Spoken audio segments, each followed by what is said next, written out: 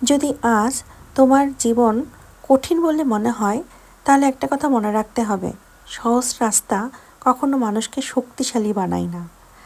আজ যারা তোমাকে অবহেলা করছে তারা তোমার বর্তমান দেখছে, কিন্তু তুমি যদি হাল না ছাড়ো, একদিন তারাই তোমার সাফল্যের গল্প শুনবে।